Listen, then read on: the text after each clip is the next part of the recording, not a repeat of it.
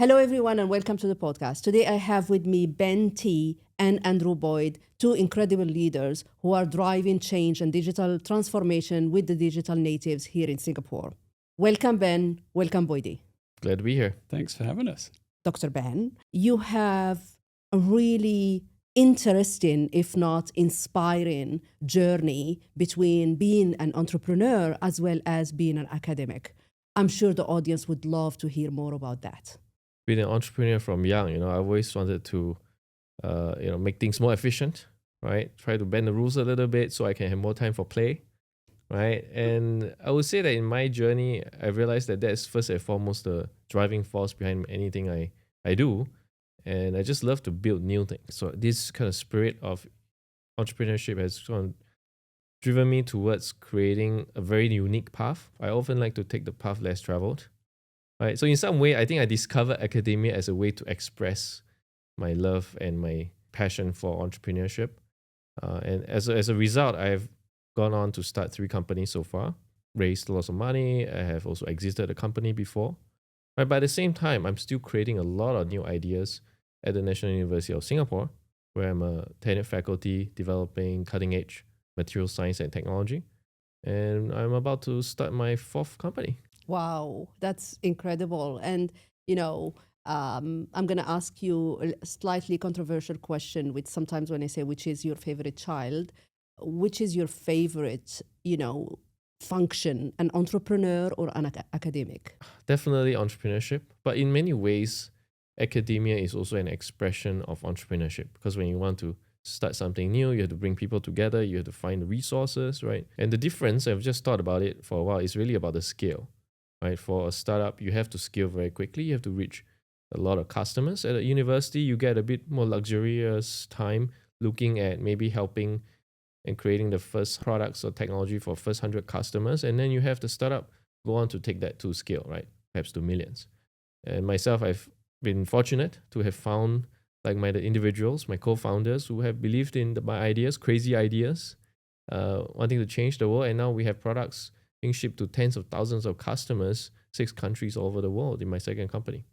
Oh, congratulations, Ben. That's really incredible, and would love to hear more in a bit. But now going to Boydie for a different journey. Would you call yourself a TCK, third culture kid? I grew up in the UK as a young kid and was born there. And then my parents were expatriates, so we got to experience lots of different cultures, Hong Kong, Taiwan, Japan. And then as a young adult, I moved myself to what I call my chosen home, which was Australia. And so lived there, became a citizen, had my family there, have built a life there. And actually now my partner and I and our kids have just moved to Singapore about 6-7 months ago. And what we're loving about it is it's the mix of our backgrounds and everything we bring. So it's East meets West. It's entrepreneurship, fun, funky. It's a country that's a city, which is kind of everything about us. And so I've kind of stumbled upon another place where I feel really at home in Singapore. Being a mongrel in a positive way and being a TCK as well. How did that help you, be passionate about entrepreneurship and startups? Or did it help you in a sense? I want to change the world to make it a better place. And what I've seen is that technology can be a real enabler and disruptor of that. I loved economics. So I went to the University of Bath and I studied economics there because it made the world make sense to me. My first job was a very natural flow out of economics, which was into Her Majesty's Government Treasury Department. But the department that I was picked to work in, that I was really championing to go and work in, was the environmental and transport tax policy area. And it was this division of the UK government that was developing in the early 2000s environmental and transport tax policies. And so for me, it was about I want to take my skills and my passion, but disrupt and change the world for a better place. I really struggled looking out as a civil servant and looking at the people that were my bosses and their bosses and going, oh my God, my career is mapped out. And actually where I landed was I saw the technology companies implementing the policies that we'd created and turning them into reality. And I was like, okay, that's it. Because you can take these ideas and these changes that you want to make and then implement them and turn them into reality. And so that got me into technology underpinning change, into business building and so on. And then the natural flow over my career has been gravitating more and more into the startup ecosystem, building my own and partnering in some smaller ventures, joining large unicorn startups in Australia, and then also being in the corporate side, supporting startups and entrepreneurship. And so that's where it then is about.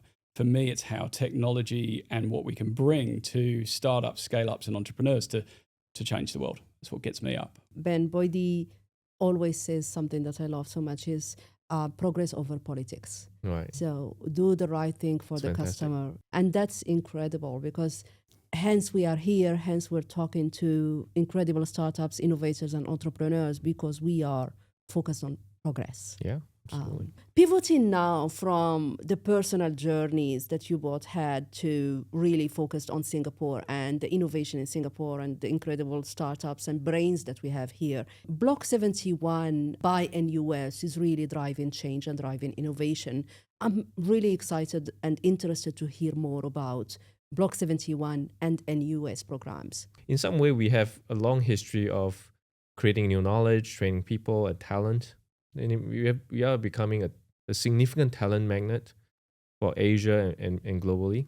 We actually, more than 20 years ago, started thinking about how the economies would change, right? And in Singapore, we think, as a country, we think very long term. Yes. At the same time, we also want to accelerate progress, right? In very short time, 30 plus, 40 years, we've significantly changed the landscape, right? And we did this very deliberately, trying to understand macro trends, at the same time changing how we train our people.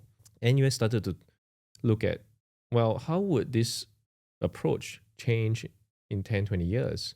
And we actually were the very first university in Singapore looking at creating a unit called NUS Enterprise that specifically was tasked to look at changing the talent pool so that a small fraction of them would perhaps explore entrepreneurship as a career, as opposed to, say, engineering position in an MNC. We wanted to create many pathways for our students and our talents to find their aspiration, much like how we kind of found our paths.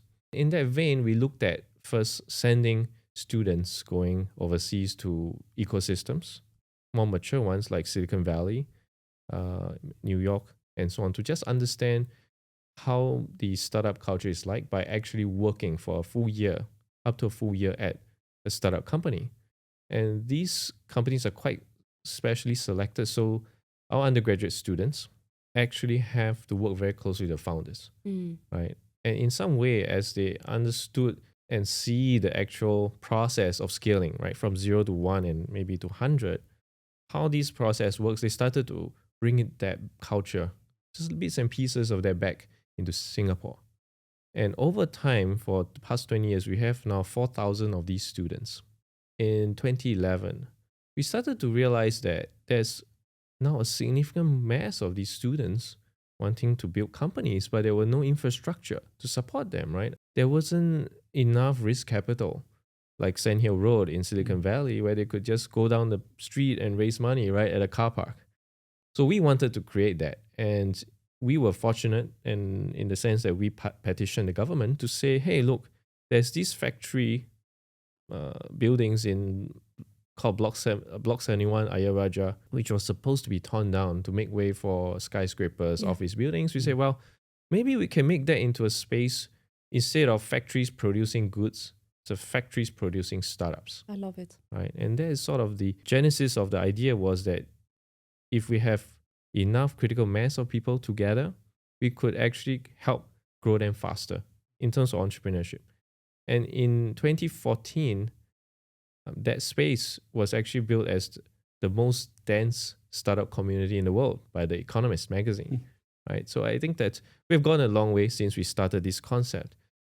So we have provided the facilities, the space, importantly, the people where they can aggregate. So Block 71 itself started as a building, physical building, but we have way evolved beyond that. We are now an ecosystem to allow new ideas, talent to intermix with risk capital. The last 11 plus years, we have helped very big companies succeed. Several unicorns have gone on to come through our doors and actually found their growth journey. As a university, we become a living lab for them to experiment, and we become their first customer. I think at the very heart of the university, we want to help realize new ideas. And so by having this very open exchange between entrepreneurship and potential use cases and customers, we start to build this community. 14 years of ecosystem building, I think that we have created many, many new pathways for entrepreneurship. And turns out that's actually good for Singapore's economy. Startups by their very nature have to be efficient. In some way, it's reflected in the GDP. Yeah. So although startups, account for 2.5% of the workforce, right? But their GDP contribution is roughly twice that. That's really, really incredible. Absolutely. And we're still so early in the ecosystem. I expect to see way more unicorns, right? From all kinds of technology, especially AI, to come through our doors. And we have very exciting plans this year, right? Partnering with Microsoft on this. Moving to Microsoft, you just mentioned Microsoft, and we're so proud to have the digital native team led by Bodhi here. Tell us a little bit more about how this digital native came up to place. What's the mission and what's the why of the Digital Native Asia? If you think about Digital Natives Asia in Microsoft, and then you go back to Microsoft's core mission to empower every person on the planet to achieve more, it's always hard to find a way to coin this part of the market, right? It's everything from early stage ideas through to unicorns and exited businesses. But largely what we are trying to do is to say, how do we empower and build in our part of the ecosystem, right? We recognize that Microsoft fundamentally is a platform that customers are going to leverage to deliver more value for their end customers and solve their problem, right? And technology in itself doesn't identify the problem or solve it. It's a component of it. And so that's our place in the ecosystem. And then Microsoft has got a really unique position in the market there from a number of areas. One, we start with venture capital. So we do invest. We have M12, our own venture fund. We also have our own business development where we will invest in startups. Now it's very targeted. Then at the same sort of opposite end of the spectrum, we're thinking about how with the largest exited startups, we can help them scale their product into B2C or B2 enterprise and help them actually think about the top line revenue growth side of the ecosystem and then embedding and continuing to sell and develop their markets. Our play within this is then everything between those two areas of the spectrum, plus the technology that underpins it. And you see that in this moment of AI, right? And if I think about digital natives and I think about Asia and I think about AI coming together, this is that really unique place in the market. One of the things we don't have in our ecosystem and our community is a Centum, right, where you can go and get all the money by walking down the car parks. That's right. And now they can take the lift in Block 71. Yeah, exactly, right? Get in the lift, right? But actually, we also don't have that predefined way of doing things or getting things done. And so we're unleashed, right? We're free as a region. And what you're seeing is that the same rules don't apply. And I think everybody else was going as a hugely capital intensive disruption, which is you throw GPU and compute at it and expertise at it and you deliver it. Somebody said, no, actually, we're going to take a load of quantitative analytic people and we're going to throw the paradigm out and we're going to try and say, how could we do this more efficiently and do it differently? And then that means that actually you don't need as much compute power and so on. And it's that mindset shift that says we don't have to follow the norm. And actually we bring our own different characteristics and attributes, which is what you're going to see in Asia. And that's where I think you often hear this term coined the Asian century. And we're definitely within that. And I think what you're in is the Asian century with the AI century, with what this part of the world can do. But the thing that we have is the ability to not have the constraints and the predefined kind of notions of the way it should be done or the way it historically has been done. And you mix that with amazing entrepreneurship and you can take the best of there and bring it here, and you can take the best of here and take it over there. And that's where I think we've got this unique moment. And that's why I'm in Asia specifically doing what I do and why Microsoft is investing really significantly in the startup ecosystem in Asia, because it's that opportunity and that potential that we believe is going to transform the world. AI would certainly drive up digitization even further. Right? I mean, our children these days already grow up fully understanding digital. Just talk to my children, right? My kid. It just you'll be just amazed how they immediately have so intuitively understand how the digital world works.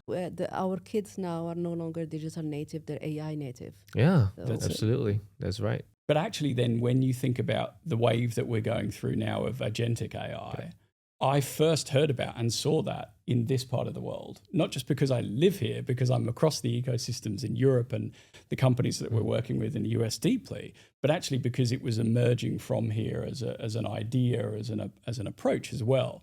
And then, who knows where the path goes, but I'm hearing things like an agentic AI world post SaaS as an example, right? And what happens and that messaging is coming out of this part of the world because again, when you look at that, most of the money in the US ecosystem has been driven by a few types of companies, one of which is SaaS businesses, right?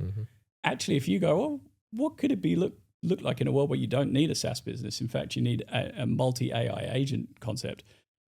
Nowhere's better to do that because you don't have to cannibalize your existing business and ecosystem and whatever. You just bring the ideas and the approach and the entrepreneurship, and then absolutely, bang, it's what you get. That's right. It's exciting times ahead. Hence, we are really proud and excited to announce our partnership. Between Block 71 by NUS and Microsoft. Would you virtually cut the ribbon and let us share the news with our audience here? We're really fortunate, right, that we have established a very good relationship with Microsoft by exploring some of the programs within AI and how we can actually help our startups advance very quickly in Asia. We are excited to announce a partnership with Microsoft that would specifically allow a lot of the AI resources, even preview tools from Microsoft, to be used by some of our very best startups through a new program we are calling Microsoft AI Accelerate Programme, right? Where we really want to help our startups become AI first. Importantly, understand what it means to scale. And Microsoft clearly is by far a hyper scale. So for us, we really want our startups to understand that by working with a big company like Microsoft that at the same time is moving at the speed of light. I think that the very first time we started and the rapid progress to evolve this program to have a multi-year partnership is very exciting. What we hope to do, right, is to ensure that we create as many opportunities for the startups, the founders, to understand how to deploy these tools very quickly, and the partnership will allow this to happen. Right? At the same time, we also offer risk capital for these startups, where we take an investment into them and hopefully help them scale faster. Boydie? I'm just delighted to have a partnership that is all about bringing the ecosystem together. So we're taking amazing founders and entrepreneurs. We're taking insight from academia and the absolute value that can bring in terms of ideas and structure to support the ecosystem. And then we're thinking risk capital plus technology plus AI. And what we're saying is together we're going to invest to accelerate the ecosystem in partnership, because we believe that AI in this part of the world right now is going to drive significant change. And I think we can't even see the exponential nature. We can kind of think it through, but the reality is we're just at the beginning. And so by making these investments now, it's part of saying, how do we as a group acknowledge that we can be part of the foundation and formation of this new wave, and see what these entrepreneurs, with our support and backing jointly, can deliver to kind of impact and change the world. And that's the exciting part. We are creating another ecosystem surrounded around the technology that is going to be driving the future and the change, with the resources that will support that. Congratulations to Block 71. Congratulations to Microsoft. Ben, how would the top startups apply to this program? First, go to our website, block71.co, to look at how you can apply, and definitely come to our roadshow. That will be at Block 71. Application will be fully online, right? So you submit all your details, and then we'll go through a process, right, to kind of onboard you. Awesome. Looking forward to the partnership, and thank you both for joining the podcast. Awesome. Thank Thank you. you. Yes.